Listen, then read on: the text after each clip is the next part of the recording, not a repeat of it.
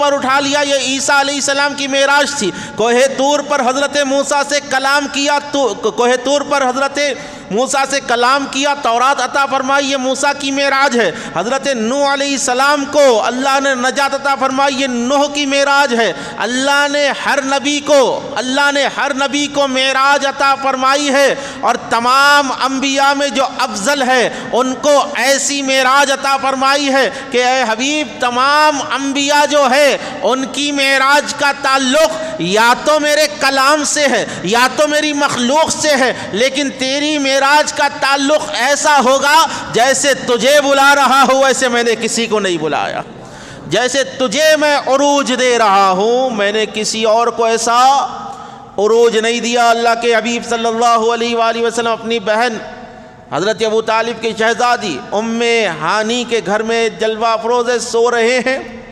اللہ رب العزت نے حضرت جبرائیل سے کہا کہ جبرائیل تمام جنتوں کو آراستہ کر دو, تمام جنتوں کو آراستہ کر دو, اور تمام جہنم کے دروازوں کو بند کر دو, جنت کے در کھول دو.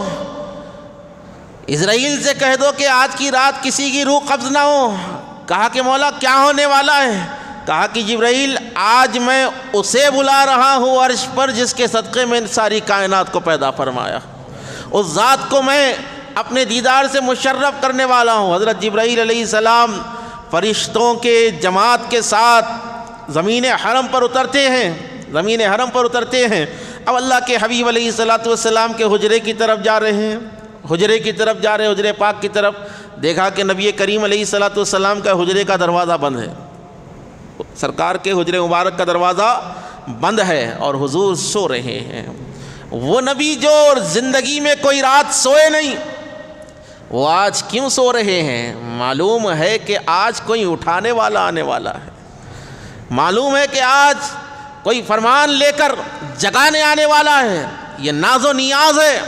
اللہ کے نبی علیہ السلام سو رہے, جبرائیل علیہ السلام گئے, آواز دینا چاہا, اللہ کا حکم ہوا کہ جبرائیل آواز نہیں دیتے, حبیب کے آرام میں خلل ہو جائے گا, نیند میں خلل آ جائے گا. دروازہ کھٹکھٹانا چاہا, کہا کہ جبرائیل دروازہ بھی نہیں کھٹکھٹانا. وہ دیکھیے آپ, اگر آپ کسی سے ملنے کے لیے جائیں تو یا ان کو آپ آواز دیں گے یا دروازہ کھٹکھٹائیں گے, اب دو بھی نہ کرو. جبرائیل نے عرض کی کہ مولا نہ آواز دوں نہ ہی جو ہے دروازہ کھٹکھٹاؤں, پھر اندر کیسے جاؤں؟ کہا کہ جبرائیل دیکھو کوئی تو جگہ ہوگی اندر جانے کی, داخل ہو جاؤ. وہ فرشتہ جس کے خط کے بارے میں اللہ کے حبیب نے فرمایا کہ جبرائیل کی قد و قامت کا یہ عالم ہے کہ جبرائیل علیہ السلام اگر ان کا قدم تحت الثری ساتویں زمین کے نیچے ہو, ساتویں زمین پر ہو, تو ان کا سر فوق العرش پر ہوگا. 600 پر حضرت جبرائیل علیہ السلام کے, کتنے پر ہے؟ 600 پر حضرت جبرائیل علیہ السلام, اصلی حالت 600 پر حضرت جبرائیل علیہ السلام کے. اللہ کے نبی فرماتے ہیں جبرائیل اگر وہ 600 پر میں سے ایک پر بھی اگر کھول دے تو وہ پر کے اندر ساری کائنات آ جائے گی, وہ پر کے اندر ساری کائنات.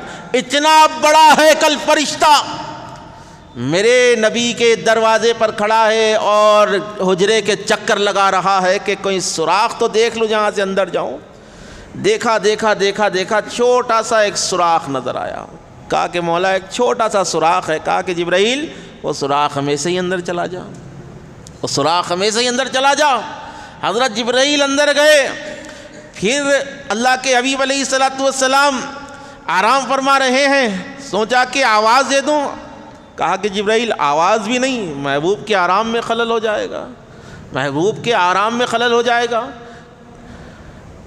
اپنے دست مبارک حضور کے قدمان مبارک کی طرف لے گئے ہیں. کہا کہ جبرائیل ہاتھ بھی نہیں لگانا, خلل ہو جائے گا. کہا کہ مولا اب کیسے اٹھاؤں؟ ارشاد باری تعالیٰ ہوا کہ جبرائیل میں نے تیری آنکھیں کافور کی اس لیے ٹھنڈی ٹھنڈی بنائی ہے کہ تو اپنی آنکھوں سے میرے حبیب علیہ السلام کو نیند سے جگائے. حضرت جبرائیل علیہ السلام سید الملائکہ ہے, سید الملائکہ ہے. جبرائیل نے یہ نہیں کہا کہ میں مکین سدرہ ہوں, میں فرشتوں کا سردار ہوں, بلکہ جبرائیل علیہ السلام نے یہی کہا کہ مولا یہ تو میرے لیے شرف ہے کہ تو جسے اپنے دیدار کے لیے بلا رہا ہے میں اس کے قدموں تک پہنچ رہا ہوں، میں اس ذات کے قدموں تک پہنچ رہا ہوں۔ حضرت جبرائیل علیہ السلام اپنی آنکھیں حضور کے طلب مبارک پر مل رہے ہیں، طلب مبارک پر مل رہے ہیں۔ اللہ کے حبیب علیہ السلام نے نگاہ مبارک کو کھولا، ارشاد فرمایا کہ کون ہے؟ یہ وہ نبی ہے جو فرماتے ہیں، یہ وہ نبی ہے جس کو اللہ نے علم غیب عطا فرما دیا۔ اللہ کے حبیب علیہ السلام فرماتے ہیں کون ہے؟ کہا کہ میں جبرائیل ہوں۔ کہا کہ کیوں آئے ہو؟ کیوں آئے ہو؟ کہا کہ اللہ نے آپ کو عرش پر بلایا، اللہ نے آپ کو عرش پر بلایا ہے۔